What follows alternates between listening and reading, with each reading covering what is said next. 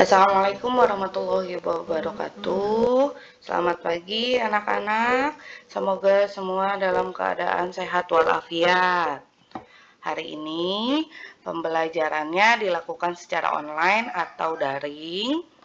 Sebelum kita mulai belajar, mari kita doa bersama-sama. Bismillahirrahmanirrahim. Raditu billahi rabba wa bil islami dina wa bi muhammadin nabiyya wa rasula. Rabbi zidna ilman warzuqna fahman birahmatika ya arhamar rahimin. Amin. Pada pertemuan hari ini kita akan belajar tentang Asmaul Husna. Apa sih tujuan pembelajaran kita? Agar kita dapat memahami sifat dan makna nama-nama Allah Subhanahu wa Ta'ala yang berkaitan dengan Asmaul Husna seperti Al-Alim, Al-Khabir, As-Sami, dan Al-Basir. Yang kedua, siswa dapat menampilkan perilaku percaya diri, tekun, teliti, menjadi pendengar yang baik dan visioner. Yang ketiga, siswa dapat membuat poster atau kaligrafi mengenai sikap beriman kepada Allah melalui Asmaul Husna. Asmaul Husna memiliki dua dasar kata, yaitu asma dan husna. Asma yang berarti nama-nama, husna memiliki arti baik atau indah. Dengan demikian, Asmaul Husna diartikan sebagai nama-nama terbaik atau nama-nama yang paling indah yang dimiliki oleh Allah Subhanahu wa Ta'ala. Perintah kita untuk mempelajari Asmaul Husna ada dalam surah Al-A'raf ayat 180 yang artinya Allah memiliki Asmaul Husna, nama-nama yang terbaik. Maka bermohonlah kepadanya dengan menyebut Asmaul Husna itu dan tinggalkanlah orang-orang yang menyalahartikan nama-namanya. Mereka kelak akan mendapat balasan atas apa yang mereka kerjakan. Sebagaimana yang kita ketahui, Asmaul Husna berjumlah 99 nama atau 99 nama Allah yang baik lagi indah. Tapi yang akan kita pelajari hari ini adalah salah satu Asmaul Husna, yaitu Al-Alim. Apa itu Al-Alim? Al-Alim artinya Allah Maha mengetahui segala sesuatu, baik yang tampak maupun yang tersembunyi. Sifat Al-Alim yang dimiliki oleh Allah mendorong manusia untuk menuntut ilmu. Dengan ilmu kehidupan akan menjadi lancar dan terarah. Apa maksudnya? Al-Alim itu artinya Allah Maha mengetahui. Nama ini menunjukkan bahwa Allah mengetahui segala sesuatu, baik yang terjadi di masa lalu, di masa sekarang, maupun di masa depan. Serta Allah mengetahui segala yang tampak maupun tersembunyi, tanpa dibatasi oleh ruang dan waktu. Allah memiliki pengetahuan yang luas. Allah memiliki pengetahuan yang tidak terlampau. Pengetahuan Allah itu tanpa batas. Ilmu Allah meliputi segala sesuatu secara global maupun detail, atau secara umum maupun detail, dari hal-hal yang besar hingga hal-hal yang kecil dan tersembunyi sekalipun. Pengetahuan manusia itu sangat terbatas, berbeda dengan pengetahuan Allah yang begitu luas dan mutlak, tidak tertutup oleh apapun, termasuk pengetahuan terhadap hal-hal yang gaib. Bagaimana cara kita meneladani sifat dari Asmaul Husna ini, yaitu Al-Alim? Yang pertama, kita harus rajin menuntut ilmu. Dengan mencari ilmu, kita sebagai hamba menunjukkan cinta kita kepada Allah dan usaha untuk mendekatkan diri kepadanya. Yang kedua, menyadari keterbatasan ilmu manusia. itu memiliki pengetahuan yang terbatas. Berbeda dengan Allah, pengetahuan Allah tidak terbatas. Maka yang harus kita lakukan adalah mencari ilmu sebanyak-banyaknya. Tentunya ilmu-ilmu yang baik. Bersikap jujur dan tulus. Mengamalkan kejujuran dan ketulusan dalam segala tindakan adalah wujud kepercayaan dan kepatuhan terhadap Allah, yaitu melalui sifat Al-Alim, karena Allah mengetahui segala sesuatu. Yang kedua, Asmaul Husna yang akan kita pelajari adalah Al-Khabir. Al-Khabir artinya maha memberitahu. Al-Quran sebagai kalam Allah atau sebagai firman Allah, di mana Allah memberikan kita informasi tentang kisah dan peristiwa orang-orang terdahulu.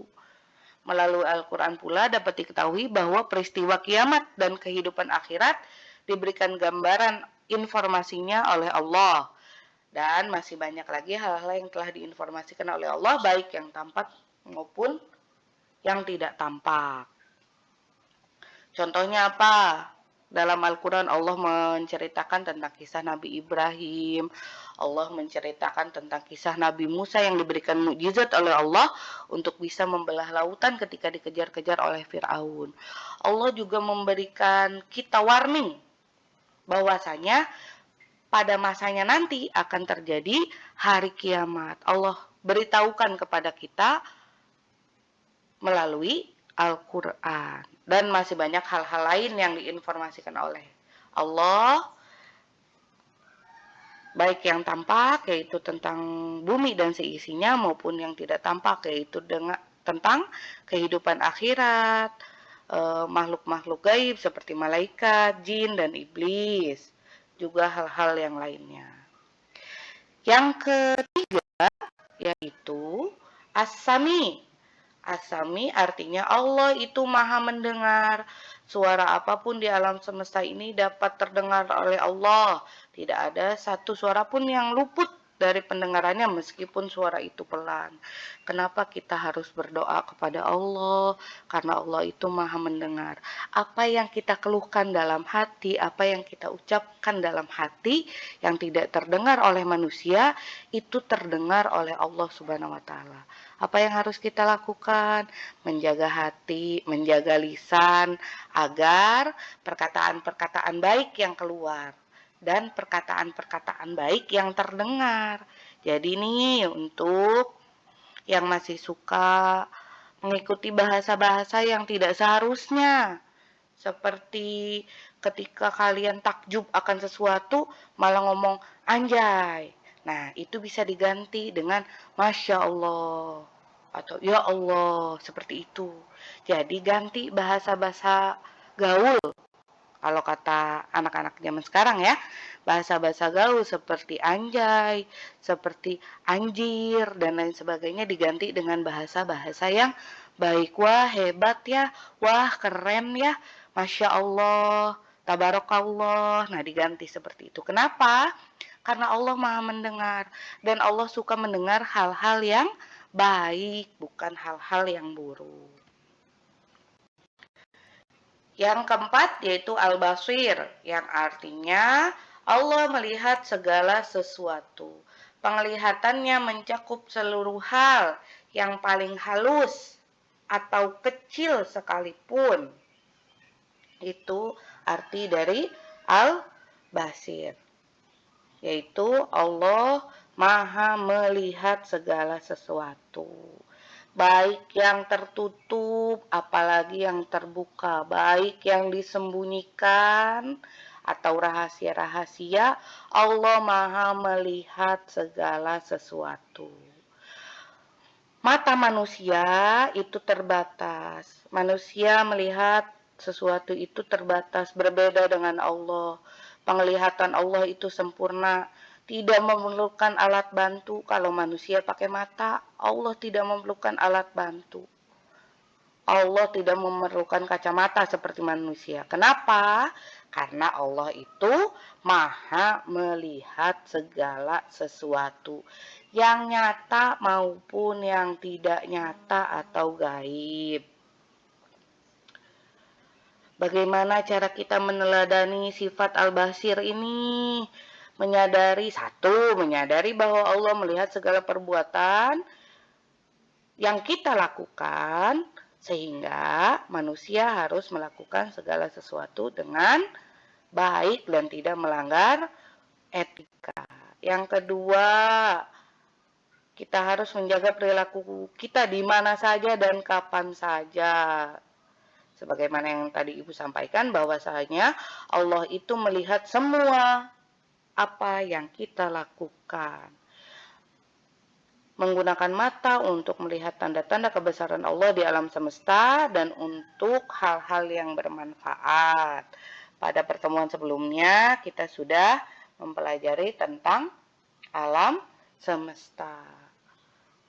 Bahwasanya Allah ini dapat melihat hal-hal yang tidak dapat dilihat oleh manusia. Selanjutnya yaitu kita melakukan kebaikan atau beramal baik. Walaupun kita melakukan, contoh, kita melakukan sedekah diam-diam. Manusia tidak melihat, tapi Allah melihat. Dicatat oleh Allah sebagai amal kebaikan. Perilaku yang mencerminkan, tadi Asmaul Husna. 1. Mewujudkan percaya diri atas ilmu yang diberikan oleh Allah untuk menjelaskan kebenaran. Tekun dalam belajar dan pada sesuatu yang dianggap baik oleh agama. Berperilaku jujur dalam perkataan juga perbuatan. Teliti dalam belajar, mengerjakan soal, dan dalam menjalankan aktivitas sehari-hari. Senantiasa mendengarkan perintah dan nasihat baik dari orang tua, ataupun dari Bapak Ibu guru, ataupun dari teman-teman kalian. Nasihat yang baik dilakukan, nasihat yang buruk atau ajakan yang buruk jangan dilakukan. Menjadi pendengar yang baik untuk sekitar, memiliki pandangan ke depan sehingga mampu secara bertahap mewujudkan cita-cita yang dikehendaki.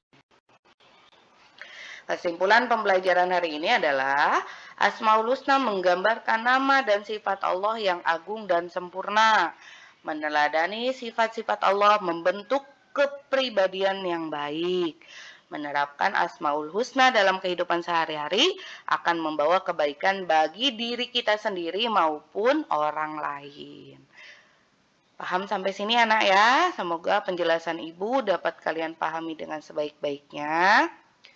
Kita bertemu pada pertemuan selanjutnya. Demikian, terima kasih. Assalamualaikum warahmatullahi wabarakatuh.